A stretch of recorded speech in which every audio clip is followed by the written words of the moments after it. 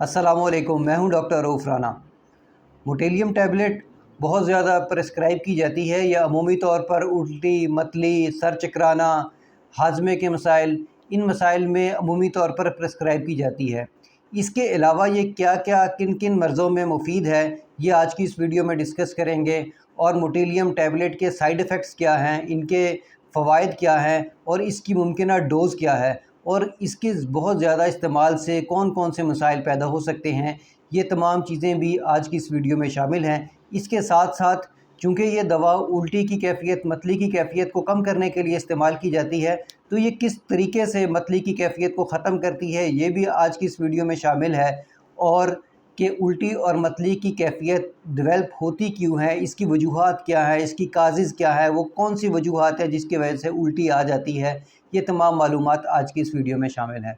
मोटेलियम के अंदर जो एक्टिव इंग्रेडिएंट होता है उसे डोमपेरिडोन कहते हैं। ये 1974 में इन्वेंट हुआ और 1979 में ये मार्केट में अवेलेबल हो गया है और उस वक़्त से इसको मुसलसल इस्तेमाल किया जाता है।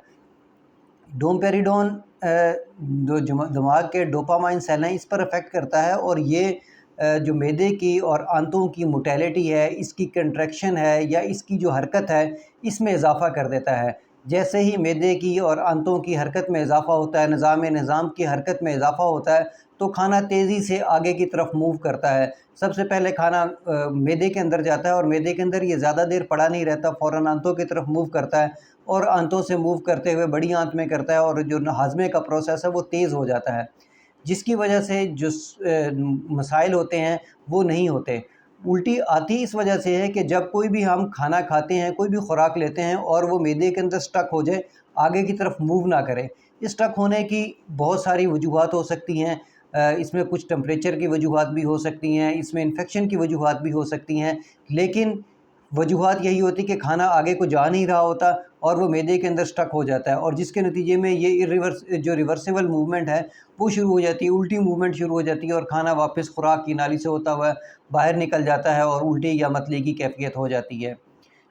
इसको कंडीशन को बचने के लिए यही प्रोसीजर किया जाता है कि मोटेलियम टैबलेट दी जाती है जो खाने की जो नाली है उसको भी प्रोटेक्ट करती है और जो मैदे की उसकी हरकत को तेज़ करती है, जिसके नतीजे में खाना तेज़ी से आंतों की तरफ मूव करता है और आंतों से आगे मूव करता है। इस तरीके से ये मतली की कैफियत को कम कर देता है। और ये किस किस मकसद में इस्तेमाल की जाती है? ऐसे लोग जिनको ये शिकायत होती है कि उनका खाना हज़म नहीं होता, उनका खाना मैदे में पड़ा रहता है और बहुत देर खाने के बाद भी उनको यही महसूस होता है कि उनके मैदे के ऊपर वज़न है, उनमें भी इस दवा का इस्तेमाल किया जाता है। और ऐसे लोग जो ब्लॉटिंग की शिकायत करते हैं, गैस की शिकायत करते हैं, उनमें भी इस दवा का इस्तेमाल किया जाता है। गैस की कंडीशन उन्हीं लोगों को होती है जिनमें उनका मैदा खाली नहीं होता और मैदे के अंदर खुराक पड़ी रहती है और वो उसके बाद उसके अंदर से कुछ गैसेस एक्सक्रीट होने जाती हैं, जिसकी वजह से गैसेस और गैस्ट्रिक का इशू भी होना शुरू हो जाता है। उनमें भी इस दवा का इस्तेमाल किया जाता है ताकि तेज़ी से ये जो दवा है ये मैदे को हरकत करे और तेज़ी से खुराक आगे की तरफ मूव करे। ऐसे लोग जिनको भूख भूख बहुत कम लगती है, उनमें भी बाज़ औक़ात इस दवा का इस्तेमाल किया जाता है। ये तो हो गए मैदे के मसाइल। ऐसे लोग जो कुछ अद्वियात का इस्तेमाल करते हैं, उन अद्वियात की वजह से उनके मैदे की जो हरकत है वो कम हो जाती है, उनमें भी इस दवा का इस्तेमाल किया जाता है। और ऐसे लोग जो राशा की बीमारी में शिकार होते हैं और राशा की बीमारी के जो शिकार होते हैं वो राशा के अद्वियात लेते हैं, उन अद्वियात की वजह से मैदे की जो हरकत है वो बहुत कमज़ोर हो जाती है, उनमें भी इस दवा का इस्तेमाल किया जाता है।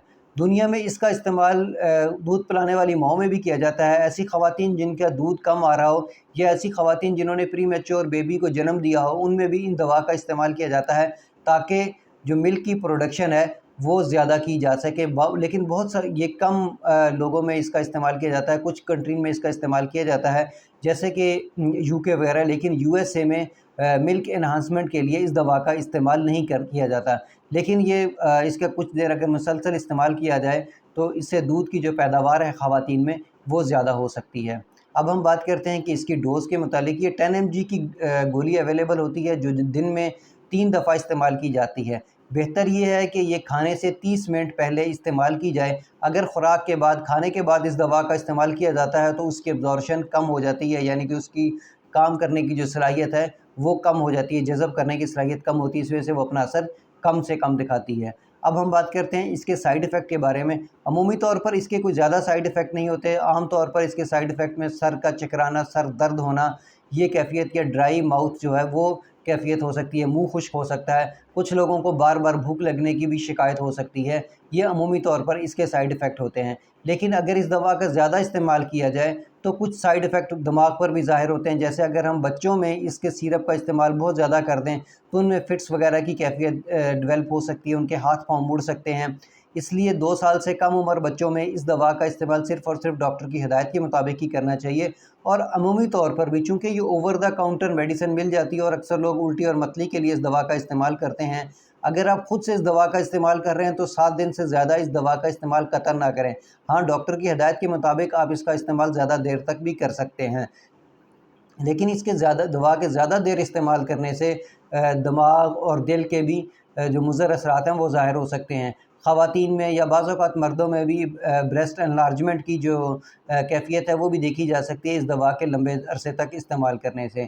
اس کے علاوہ اگر اس دوا کی اوور ڈوز لے لیجیے، بہت زیادہ ہائی ڈوز لے لی جائے تب یہ دل کے مسائل بھی پیدا کر سکتی ہے۔ اگر بہت زیادہ اوور ڈوز لے لی جائے تو سڈن جو کارڈک ڈیتھ ہے وہ بھی کریٹ ہو سکتی ہے۔ اگر آپ اس دوا کا استعمال ایک دفعہ بھول گئے تو اگلی دفعہ اس دوا کا استعمال ڈبل نہ کریں، بلکہ اپنی روٹین کی ہی دوا لیں۔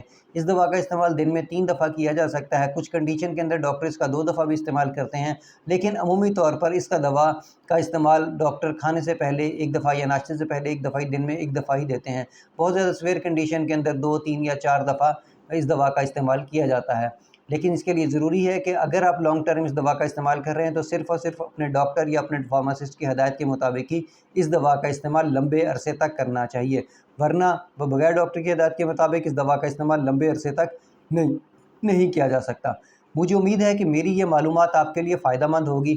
اللہ آپ کو اور آپ کے تمام اہل خانہ کو صحت والی زندگی عطا کرے۔ اللہ حافظ۔